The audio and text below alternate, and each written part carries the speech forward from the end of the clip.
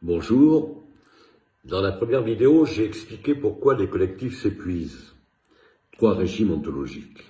Immanence réelle, fausse immanence, transcendance. Dans la deuxième vidéo, j'ai montré comment la participation peut devenir toxique. Aujourd'hui, je vais vous montrer concrètement ce que les indicateurs ne voient jamais. Les signes invisibles qui révèlent qu'un collectif s'épuise. 5 signes que personne ne mesure mais qui annoncent l'effondrement bien avant qu'ils soient visibles dans les chiffres. Premier signe invisible, la qualité du silence. Dans une réunion, il y a 2 types de silence. Le silence habité et le silence vide. Le silence habité, c'est quand les gens écoutent vraiment, quand ils réfléchissent, quand quelque chose se prépare. Le silence vide, c'est autre chose. C'est quand les gens sont là, physiquement, mais absents. Quand plus personne n'a envie de prendre la parole. Non pas parce qu'il n'y a rien à dire, mais parce que ça ne sert à rien de le dire. Ce silence-là ne se mesure pas, mais s'il se sent. Deuxième signe invisible, la nature des questions. Dans un collectif vivant, les gens posent des questions sur le fond, sur les causes réelles, sur ce qu'on veut vraiment. Dans un collectif qui s'éteint, les questions changent.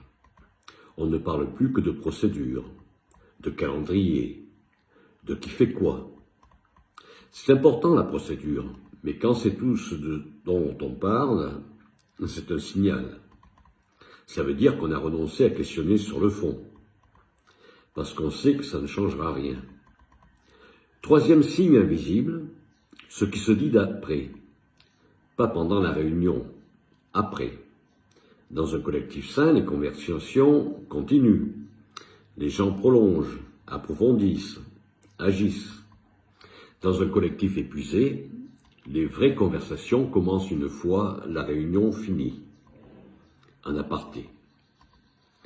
Entre 2 personnes, dans des messages privés.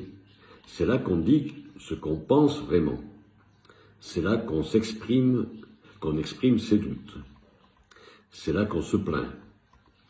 Cet écart entre ce qui se dit officiellement et ce qui se dit en privé, c'est un symptôme.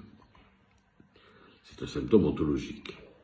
Ça révèle que le collectif ne peut plus se parler à lui-même. 4e signe invisible, la nature des départs. Certaines personnes partent en expliquant.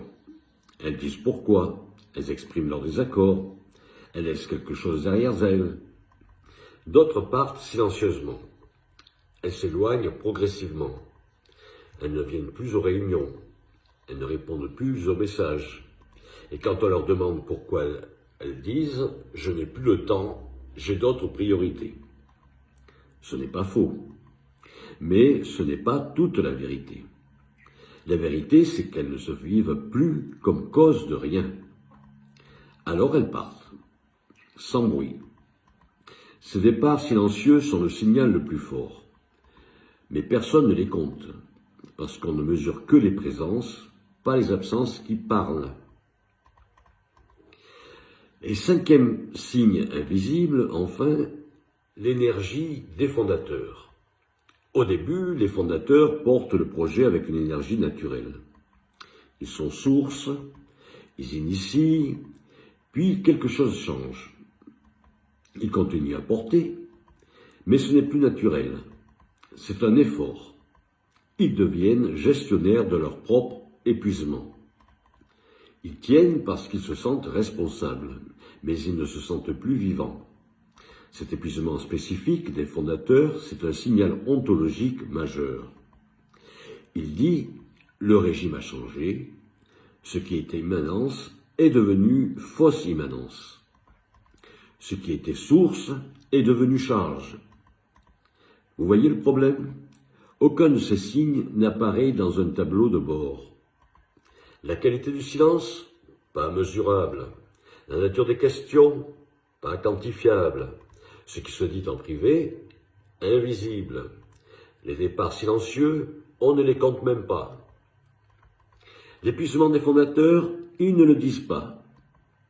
Et pourtant, ces signes sont déterminants. Ce sont eux qui révèlent le régime ontologique. Ce sont eux qui annoncent l'effondrement, parfois des mois avant, qu'il soit visible dans les chiffres. Alors, comment fait-on? Comment rendre visibles ces phénomènes structurellement invisibles? C'est exactement ce que fait l'indice de conatus collectif. Pas en mesurant des comportements, mais en écoutant comment les gens se racontent leur expérience collective. Comment ils parlent des décisions, comment ils nomment les causes, comment ils se situent par rapport à ce qui arrive. Le diagnostic ne compte pas, il écoute. Il rend visible ce qui était tu. Il nomme ce que tout le monde ressent, mais que personne ne dit. Dans les prochaines vidéos, je développerai ces régimes ontologiques, j'expliquerai pourquoi la fausse immanence est si épuisante, et pourquoi un diagnostic ne prescrit jamais. Si vous reconnaissez ces signes dans votre collectif, les informations sont en description. À bientôt.